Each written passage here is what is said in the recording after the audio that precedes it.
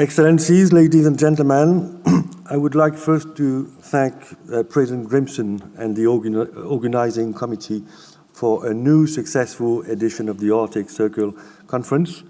And I would like to thank you, President, for your initiative to pay homage to Mr. Rocault. Last October, for the third edition of the Arctic Circle Conference, President François Hollande and the Ambassador for Polar Affairs, our departed friend Michel Rocault, addressed this very audience on two important issues, the Arctic and the climate change. Since then, two important steps have been taken on a national and an international basis. In December 2016, the COP21 was a great success, an historic success, I should say, even though a further crucial step is still to be performed by several countries regarding the ratification of the Paris Agreement. 6 months later, I should say 3 months ago, in June 2016, the French government has released its national roadmap for the Arctic, resulting from an inter-staff network between 4 ministries: defense, ecology, sustainable development, education and research, and finance, and several government agencies under the aegis of the Ministry of Foreign Affairs and International Development.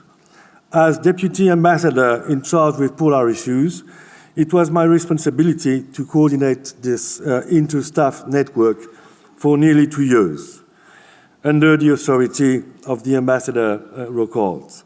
As Special Representative for Polar Affairs, it is now my responsibility to coordinate the implementation of the recently published National Roadmap for the Arctic.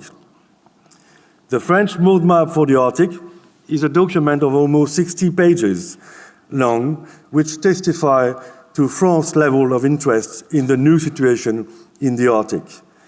This document sets out 4 objectives.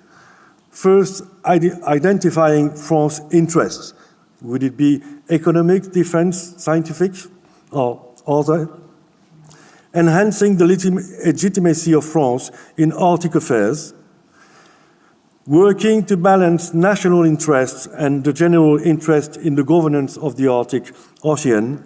And last, promoting a high level of protection for this unique and fragile marine environment.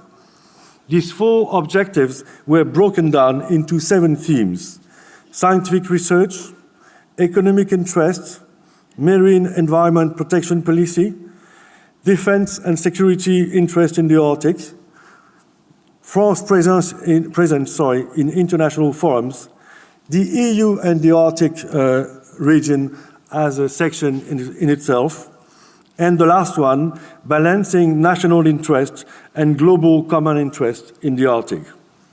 Indeed, don't worry, I'm not going into detail of these 7 themes. I will just summarize briefly some important aspects of this document. Sorry. France and the Arctic.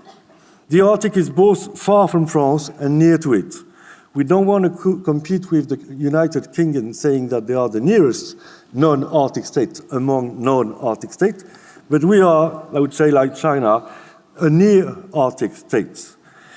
Although it lies at the far reaches of the temperate zone where we live, the Arctic extends over an area situated between 2,500 kilometers and 5,000 kilometers from the French coast, which for a maritime power like France, with the second largest maritime area in the world, remain relatively close.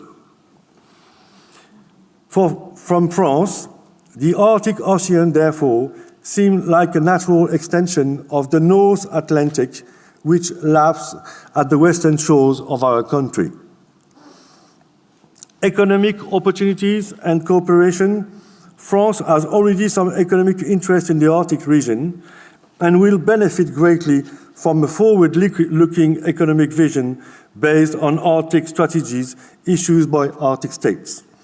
The main economic sector at this time, which are of potential interest for our companies, are transport, natural gas, exploration and production, infrastructure, and space monitoring. Mineral resources, oil extraction, and commercial navigation are less attractive in a short-term perspective. As far as fishing opportunities are concerned, there is presently no development project of new fisheries in the Arctic area. Let's just quickly mention defense and national security interests. From a defense perspective, France is concerned with political stability in the Arctic region for, let's say, three main reasons.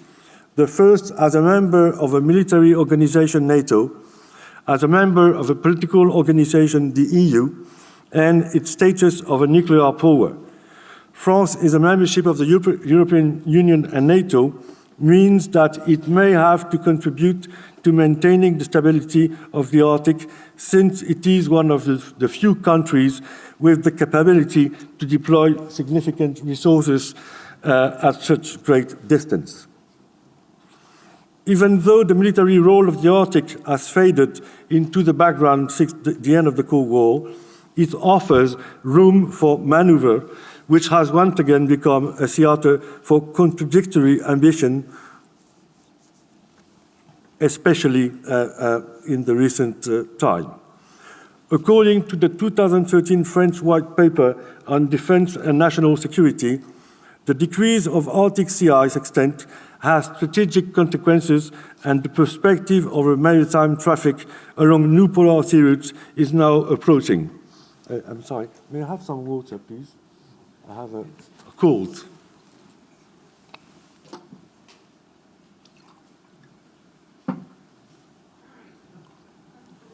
I'm sorry, I'm a bit coldy.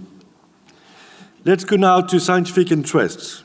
As I mentioned earlier, France has a long-lasting tradition of scientific exploration and research in the two polar regions, the Arctic and the Antarctic, and is internationally recognized as a polar nation, indeed along with other nations like Norway, US, Russia, and some other. Our polar legitimacy is mainly due to our strong scientific presence in Antarctic and to a less extent in the Arctic, actually in the Svalbard, where France was the first country to set up in 1963 a scientific research base in the archipelago of Svalbard. France has a recognized excellence in polar scientific research, and this acknowledged excellence is a major advantage for strengthening the legitimacy of France in Arctic fora, mainly the Arctic Council, and more generally in Arctic affairs. In diplomatic terms, global scientific interest in the Arctic helps to preserve a common interest dimension which prevails over national interests and which France fully supports by contributing the scientific expertise of its researchers to the international research effort on climate change in the North. I will quickly mention some political interest from France. The Arctic Council has become the major regional cooperation body dealing with Arctic issues, as we all know. This consultative forum does not wish to become a legally binding decision-making body. Unfortunately, observer state participation is still limited, and several important Arctic issues, I will mention the issue of Arctic marine living resources management, are presently excluded from this forum. The Arctic Council has evolved favorably with the granting of an observer status to 6 non-Arctic states in 2013.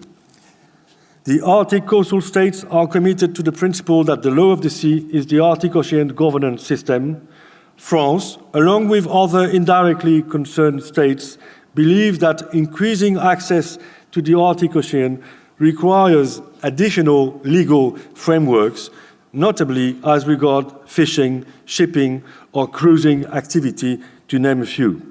In this perspective, France is committed to promote a balance between national interest and common interest in the Arctic governance systems, with full respect for Arctic coastal state sovereign rights and national jurisdiction. I would like also to mention an important section of this document entitled The EU and the Arctic, which again is a full section of the French National Roadmap. France, as a member state of the European Union, supports EU policy on the Arctic and coordinates its action with this policy with the view that the EU is significantly involved in the Arctic and a key actor in this region. France is supporting the EU in its work to develop an integrated European policy for the Arctic. The communication published on the 27th April 2016 by the High Representative for the Union for Foreign Affairs and Security Policy and the Commission is the last step forward an integrated European Union policy for the Arctic. It serves to increase the legitimacy of EU action in the Arctic. The EU and France share the view that the Arctic needs to remain stable, sustainable, and prosperous in the interest of not only the EU and its member states, but the whole world. Science, research, and innovation are central to EU action in the Arctic, which focuses on three strategic priorities: combating the effect of climate change, sustainable development, and international cooperation. I will finish with the last section entitled Balancing National Interest and the Global Public Interest or the Common Interest. The new situation in the Arctic caused by the dramatic retreat of summer sea ice has gradually become an international concern. The consequences of changes in the polar environment and climate are already being felt all over the planet. The Arctic is a zone of global scientific interest. As access to the Arctic Ocean increases year after year, it reveals a connection between the North Pacific and the North Atlantic, opening up opportunities and challenges that could concern the international communities. The nature and the scale of the issue and challenges in the Arctic call for a high level of international cooperation between the states that are directly and indirectly concerned. France subscribes to the idea that the United Nations Convention of the Law of the Sea, signed on December 1982, is the legal framework for all activities concerning the Arctic Ocean. Under the Convention, governance issues in the Arctic Oceans implies a process that balances the interests of the coastal state with those of other states. France supports the common interest principle of a multi-sector precautionary approach to this fragile marine area undergoing major environmental changes as a result of climate disruption. Generally speaking, France works alongside the other directly and indirectly concerned states to promote the balancing of national interest and common interest in a maritime area where sovereignty issues are sometimes a bit fraught, even though they are settled peacefully under the Convention. France promotes the principle of the empowerment of the non-Arctic states that are potential users of the Arctic through greater involvement of these states in the planning and decision-making processes relating to sustainable and responsible governance of the Arctic Ocean. Let me please conclude this brief presentation with two statements that you may still have in mind that President Hollande made last year at the Arctic Circle 3rd edition. France will never think that the Arctic Ocean can be treated like any other ocean in terms of the level of environmental precautions. We are calling for implementation of special, more stringent environmental safety standards in the Arctic where French operators are already present. France will work again with other directly and indirectly concerned states to promote a balance between national interest and the common interest in the Arctic Ocean, which year after year reveals a new inter-oceanic connection. Ultimately, and that'll be my last words, ultimately for France, the Arctic is an ecologically sensitive area where France's interest must be expressed within a clear framework of sustainability and common interests. Thank you very much for your attention, and excuse me for my cold.